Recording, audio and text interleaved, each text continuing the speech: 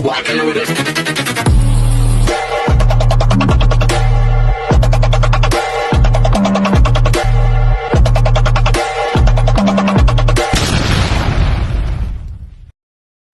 Hi everyone! Good afternoon! I'm back! It's your Mama Sam dito sa Sam TV. Kamusta naman kayo mga amigo, amiga, kumare at kumpare? Sana lahat kayo ay okay at safe ngayong araw na ito. At syempre, kung ako naman ang tatanungin nyo, eto nakikita ninyo, fresh overload pa rin, di ba? Kalarating ko lang galing trabaho. Sobrang grabe, nagmamadali ako kasi nga una, baka umulan. Pangalawa, meron kasi kami live mamaya ni RJ. So, kailangan kong magmadali. Anyway, so sana lahat kayo ay okay. Tapos sana yung iba dyan nakapaghapunan na ng bonggang-bongga habang nanonood neto ng aking video. So maraming salamat guys sa lahat ng laging tumututok dito. At sana wag niyong kalimutan i-like ang video ko para naman syempre nababasa ko yung mga comments ninyo. So yun, maraming salamat po.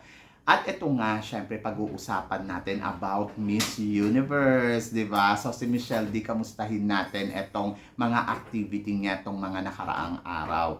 Una, dinala siya doon sa surfing, di ba? Sa surfing area kung saan namili ng mga ilang kandidata ang nakasama niya dito. Syempre, mga Latinas na, alam mo yun, nakilala natin na parang front runner talaga sa competition na to. Katulad ni Puerto Rico, andyan din si Dominican Republic, si Venezuela, ayan yung mga matitinik. Saka syempre dyan din si South Africa, si India, hindi ko lang sure kung kasama din doon si India, si Canada, si Japan, nakasama niya rin doon sa surfing.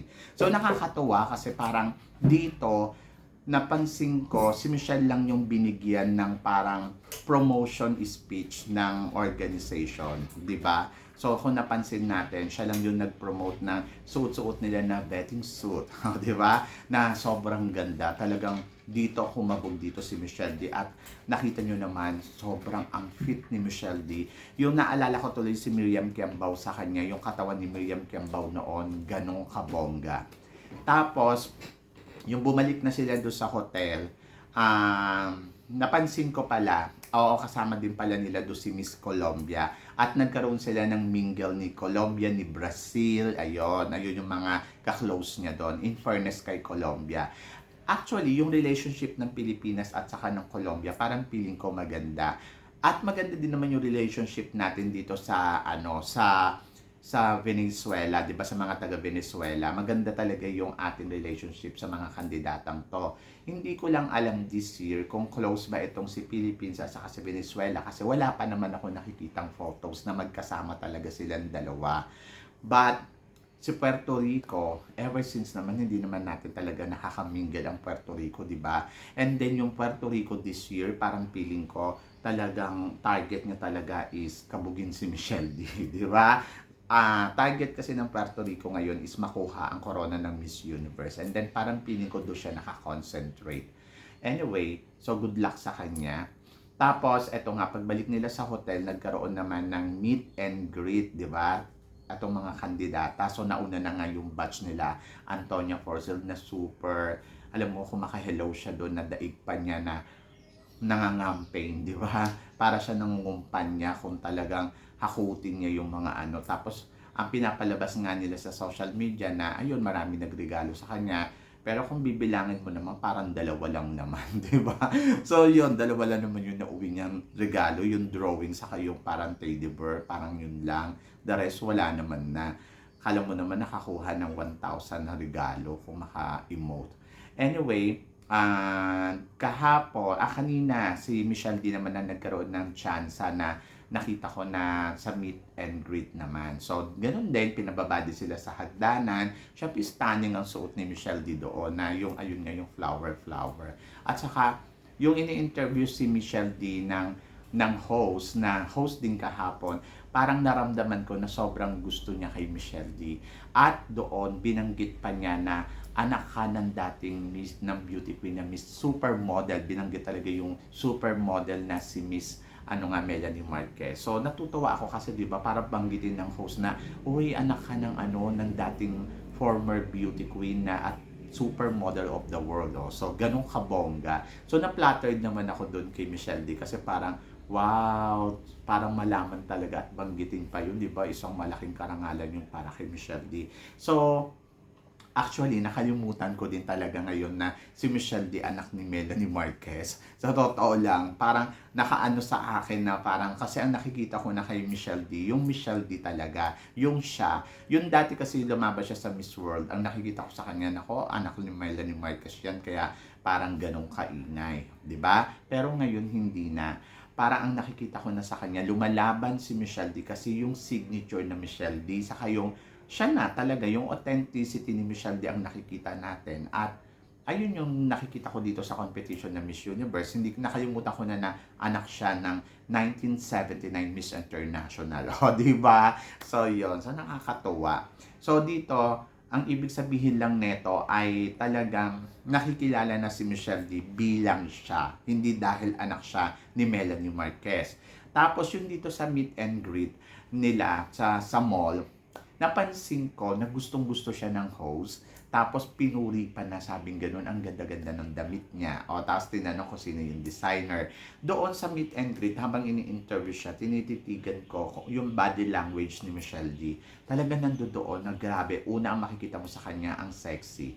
Pangalawa, makikita mo sa kanya, yung face niya, parang may similarity kay Janine Togonon. Napansin niyo yung naalala ko tuloy yung lumalaban si Janine Togonon noon. Ayun yung nararamdaman ko sa kanya. Ganon na ganon. Yung ganon yung power, ganon kung paano ngumiti, ganon kung paano tumayo. Talagang masasabi ko, oh my God, parang sumanib sa kanya si Janine Togonon. Doon naman sa naka-swimsuit siya, Janine Togonon at Miriam Kembao. Kasi yung katawan ni Miriam Kembao noong mga panahon na lumalaban siya noong 1999, ganon na ganon. Tapos yung poise niya, talagang winner, 'di ba? Kung papansinin mo, talagang sabi ko panalo talaga ang isang Michelle D. And then yung damitan niya, sa totoo lang, yung damit niya dito sa meet and greet, actually hindi ako nagagandahan. It look like very common kung papansinin mo.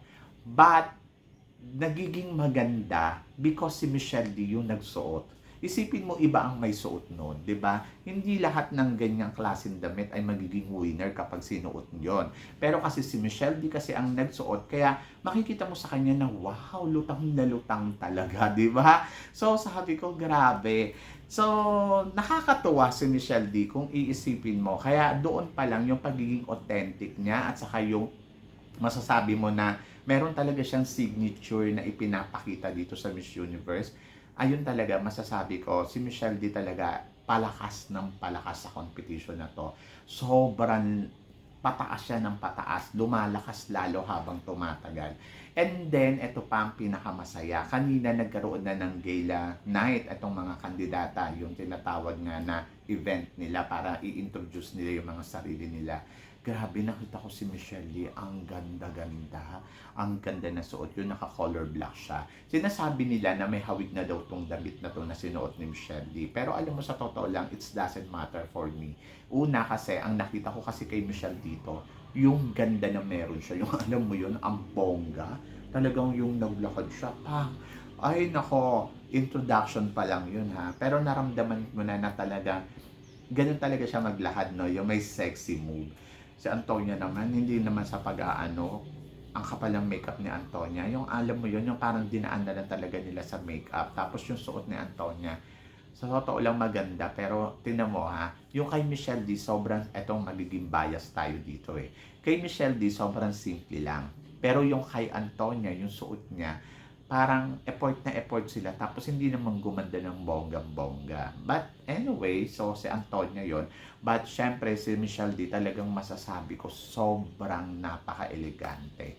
Meron na rin silang picture dalawa ng Nicaragua. Finally, nag-picture na rin silang dalawa. Nag-meet na rin silang dalawa. So nakakatuwa kasi si Nicaragua, dito nakita natin yung humbleness ng Nicaragua at ayun, nagdikit silang dalawa. Matangkad lang si Nicaragua, pero maganda pa rin si Michelle D. Charot. Ewan ko sa inyo ha, pero para sa akin, maganda pa rin si Michelle D. Sa totoo lang. Iba kasi yung ganda ni Michelle D. Very oriental. Kapag dinikit talaga siya sa mga mistisa, lulutang talaga yung beauty niya. Kahit anong gawin mo dyan, lulutang at lulutang. Yung picture nila ni Zimbabwe nga, di ba? Mistisa sa Zimbabwe. Pero kita mo talaga yung beauty ni Michelle D na she's a different to Zimbabwe. Hindi sila prototype, pero makikita mo yung pagiging Asian beauty talaga ni Philippines. So, ganon. So, natuwa ako. Tapos, kahapon din, meron ding event na pinadalo din si Michelle D. Ito nga yung Smile Train. O, di ba? So, alam natin kapag napasama ka dyan, kung saan naman kasama naman niya si Arbony. O, di ba? So, yon. So, nakakatuwa kasi sa Smile Train, 8 lang na kandidata pinili nila dyan. Tapos, yung mga kandidata pa, sobrang strong candidates. Andiyan si Colombia, Philippines, Canada, India, South Africa. Sino pa ba? Si Nepal. 8 tapos may 2 pa. Hindi ko maalala kung sino. So, kung papansinin mo, si Antonia never na-i-invite sa mga ganitong event. Alam natin na, ayun nga, di ba, nilalapitan niya yung mga bata, pero never niyang inaano talaga yung mga ganitong, never siyang pinadala sa mga ganitong event pa. Ayun, model siya ng MOVA, pero yung sasabihin mo yung talagang trabaho talaga para sa Miss Universe, hindi.